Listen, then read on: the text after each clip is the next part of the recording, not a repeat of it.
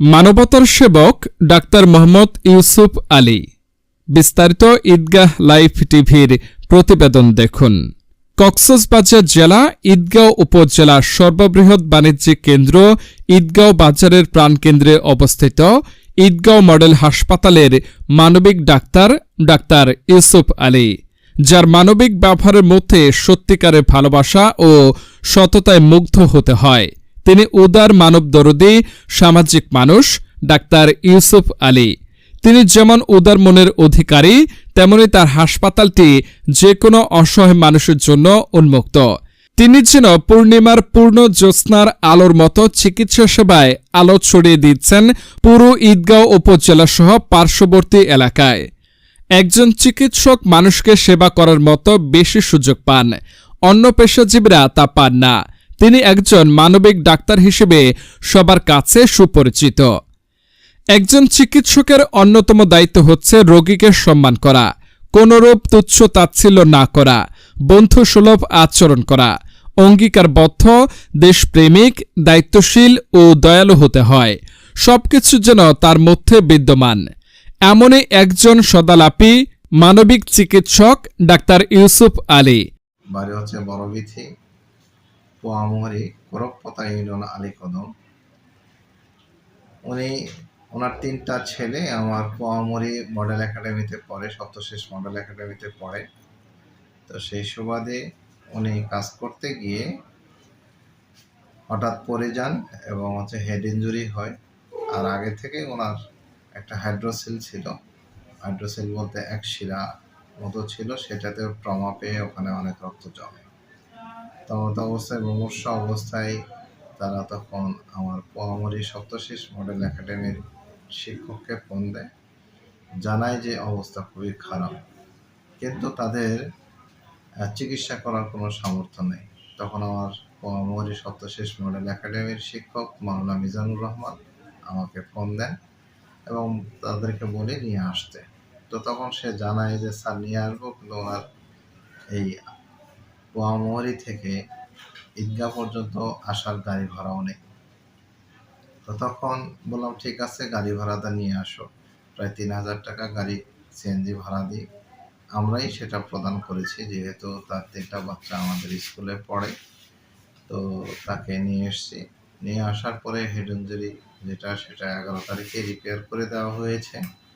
তারপরে তার যেটা হাইড্রোসিল ছিল সেটাকে অবজার্ভ করতেছিলাম, পেইন বাড়তেছিল। পরে বুঝলাম যে সেখানে রক্তক্ষরণ হয়েছে হাইড্রোসিলের স্যাকের ভিতরে এবং সেখানে ইনফেকশন হয়েছে। তখন আবারও তাকে সেটা অপারেশন করা হয়, ভিতর থেকে অপারেশন করে রক্তগুলো বের করে দেওয়া হয় এবং হাইড্রোসিলের যে নিয়মতান্ত্রিক অপারেশন আছে সে অপারেশন করে দেওয়া হয়। তারপরে তার ভর্তি ছিল, ভর্তি থাকা অবস্থায় আবার সমস্যা, যেহেতু তাদের টাকা নাই, খাওয়া দাওয়ার সমস্যা। তখন আমার ইকরা তাহসিনুল কোরআন মাদ্রাসা, যেটা ঈদগাহ বাজারেই অবস্থিত, সেখানের হোস্টেল থেকে খাবারের ব্যবস্থা করে দেওয়া হয়। তারা তার অ্যাটেন্ডেন্ট সহ যারা ছিল, তো আমার মাদ্রাসার হোস্টেল থেকেই খাবারগুলো খেয়ে এতদিন ধরে আছে। এখন আলহামদুলিল্লাহ সুস্থ হয়েছে। তো তিনিও চলে যেতে চাচ্ছেন, আমরাও ছেড়ে দিতে চাচ্ছি।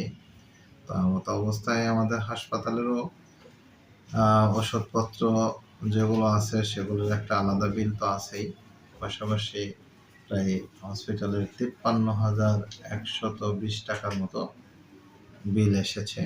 তো 53,120 টাকা প্রদান করার মতো সামর্থ্য আসলে তাদের নাই। তার আন্তরিকতা আর আলাপনে রোগী অনেকটা নির্ভরতা খুঁজে পান, সুস্থ হয়ে ওঠার মনোবল ফিরে পান। তিনি রোগীকে আপন করে নিতে পারেন। শুধু রোগী নয়, মানুষকে আপন করে নেয়ার অন্যতম গুণ রয়েছে তার, যা সবাইকে মুগ্ধ করে। বড়বিথি, কোরকপাতা, আলী কদমের রেংছিং ম্রো মাথার ইনজুরি এবং একশিরার রোগ নিয়ে দীর্ঘদিন যাবৎ অসুস্থ ছিলেন। তার কোনো টাকা পয়সা না থাকায় অসুস্থতা নিয়ে বাড়িতে কাতরাচ্ছিলেন। মানবিক ডাক্তার ডাক্তার ইউসুফ আলী খবর পেয়ে তার হাসপাতালে নিয়ে আসেন। দীর্ঘ 23 দিন ঈদগাহ মডেল হাসপাতালে ডাক্তার ইউসুফ আলীর তত্ত্বাবধানে চিকিৎসা শেষ করেন। সম্পূর্ণ সুস্থ হয়ে উঠে বাড়িতে চলে যায়।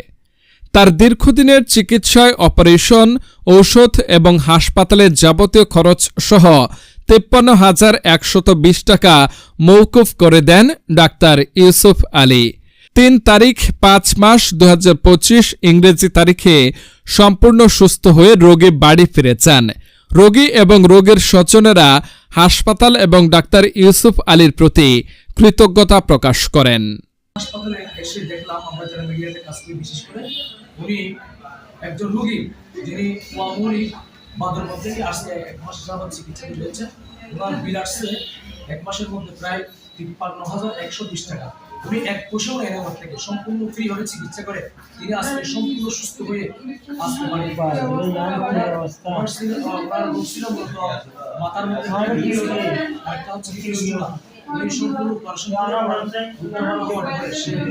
এখান থেকে হাসপাতাল শুরু করে তারা পরিচালনা রয়েছেন এবং দায়িত্ব রয়েছেন, তারা আমাদের সেবা দিয়েছেন এবং উনি হাসপাতাল ধন্যবাদ জানাচ্ছেন। যেহেতু উনি দীর্ঘদিন যাবত এখানে চিকিৎসা দিচ্ছিল, চিকিৎসা করার পরে যে ওর থেকে টাকাও নেই, সম্পূর্ণ টাকা মকুব করে দিয়েছেন, সেই জন্য উনি আনন্দিত এবং তিনি সবার কাছ থেকে দোয়া করেছেন এবং উনি হাসপাতাল কর্তৃপক্ষের দিন দিন উন্নতি কামনা করেছেন।